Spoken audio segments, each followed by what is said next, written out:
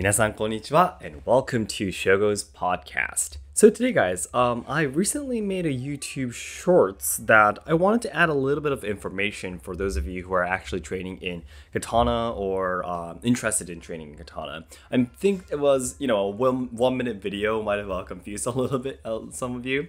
It's really difficult. The YouTube shorts, some people in my comments, for example, tell me, oh, this is inaccurate or this doesn't have enough information. But to be honest, yeah, that is true. 1 minute isn't, enough to include all of the information that I want to always explain, and sometimes I miss out on a few information that are really critical, and what should I say, it ends up with a lot of misunderstanding. But for this YouTube shorts that I made recently talking about the koikuchi o kiru, which is the movement of basically starting to draw the katana, breaking the seal of the katana, you would say in Japanese, if you directly translate into English. It's pushing the tsuba, the handguard, with your thumb, and then from there you draw out the katana kind of thing. Like if you, for example, watch Demon Slayer, there's a lot of characters like Zenitsu when he does the thunder breathing, Hikiriki Isen, for example, he does the using the thumb to pull the tsuba. Rengoku does it too, and all the other characters does it as well.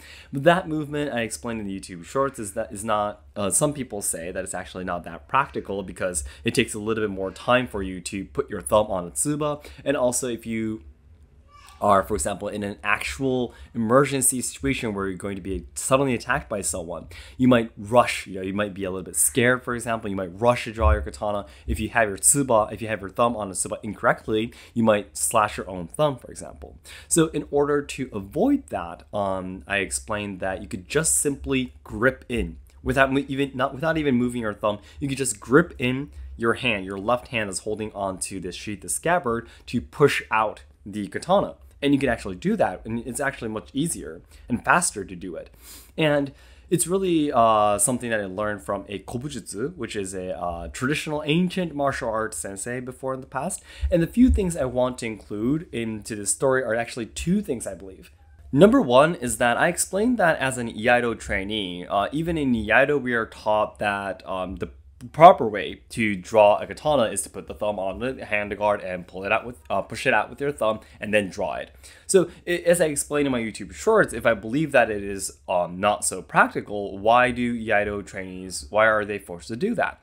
Now, the one thing that's really important we need to remember when we think about this movement is that in the past when the samurai fought each other, of course, again, because it's really important to know who won and why they fought, especially during the Edo period, the police back at that time were basically, when they did a lawsuit, they need to all explain who fought with who, for what reason, who used what kind of weapon to fight, and all of these things were really important. Yeah. So it was really important when for example, if two samurai had an official duel to fight each other, they need to be as fair as possible, because if someone found out that the other person was cheating, they won't be able to officially register as a duel that the samurai could do. In the past, the laws were really different. The samurai could officially do a duel under some circumstances, and they need to be as fair as possible. So by showing your thumb and putting your thumb on the tsuba handguard, basically it was to show that I'm going to be drawing the sword. So it's a way to show that you're a little bit more fair to the other person.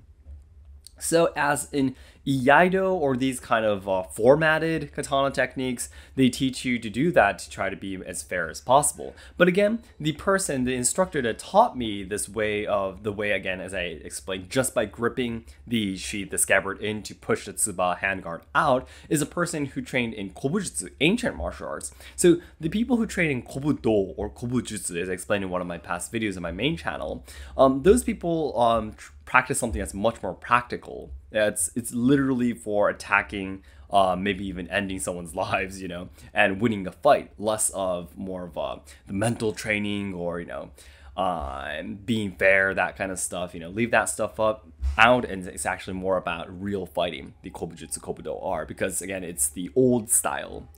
When people actually fought, samurai actually fought each other. So what this gripping, actually, though, without using your thumb and gripping the sheath, the scabbard, to pull the katana out, actually created a Japanese word that expresses to betray someone. It's really interesting. The word that you use to explain someone betraying someone is actually called uragiru. Uragiru means to betray. Yeah. And ura means the other side, and kiru means to cut.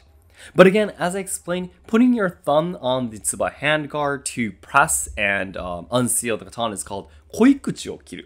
Koikuchi is actually the name of the entrance of the sheath, and it means to cut open the seal of the entrance of the scabbard. But uragiru means that you're cutting open the seal from the other side, meaning that you're suddenly pulling out the katana without letting the other person know that you're going to be drawing the sword. Because if the other person can see that you're putting your thumb on the handguard, you can immediately understand, okay, so this person wants to fight with me. But if you just have your left hand on the scabbard and sheath, and without using your thumb to pull the katana out, you will never know when the other person is trying to attack you. So that is betraying, because that's not fair. So that's even the place where the actual Japanese word comes from too. So in that way, it's kind of understandable how maybe even in the samurai era, how unfair not putting your thumb on the tsuba to draw your katana out. But also again, at the same time, is it more important than your life? Is being fair more important than your actual life? Is it more important than actually surviving? Is probably the idea of the kobudo, kobujutsu, ancient martial arts. So I really want to just introduce this, but you guys probably understand I would definitely not have been able to include so much information in one video, right? So I just wanted to explain this again in the podcast. Maybe I could make a different video YouTube short video explaining about what I just explained right now. But yeah, I'll see how it goes. Yeah, I think especially the uragiru part, the, cutting from the other side, cutting from the shadows, cutting from somewhere that's hidden. I think it's really interesting how that word was born, uragiru. So maybe I might talk about that someday in a different YouTube video. So then everyone, as I always say, the ultimate goal of my life is to make all Japan lovers' dreams come true. So I know there's a lot of people studying Japanese willing to come to Japan to study, travel, or work, or even train our traditional culture and such as the Iaido, right? However, I am very afraid that Japan will not be able to make everyone's dreams come true in the future because we're facing a lot of social problems, we are losing our traditional culture, and the younger generations who are supposed to be carrying on the good things about Japan are dying because of all the social issues being shoved against them. So I really want to dedicate my life to try to make Japan a better place. I want to try to solve the social problems, preserve and evolve traditional culture, and also help out the younger generations so they can have a better future. And to do this, the nearest goal I have right now is to achieve 2 million subscribers by January 2023 on our main channel. So your likes and comments help to boost our videos to new viewers who have never seen our channel before, so it'd be great if you can help us out. Alright, so we're actually, speaking of Iaido though, about the online lessons that I talked about in the different podcasts, and we're definitely starting moving on it. I did a lot of research on other people who do online lessons, and so far we decided the amount of time one lesson would last. Also, we decided the price range also, and I think from here we need to think about the actual content of our lessons. So far, I'm thinking of making it all completely private with no other people joining, just one account, or maybe multiple accounts if it's comfortable with the other party, but I'm thinking of making it completely private.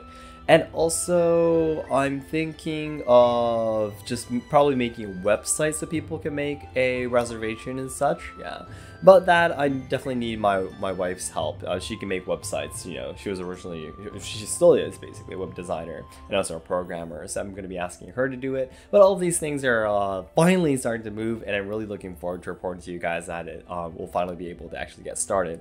So I hope you can look forward to our future content. I'll definitely be able to teach some basic Iaido skills there in our online lessons as well, so I hope you can look forward to it. Okay, guys, thank you so much for listening. Hope you have a nice day.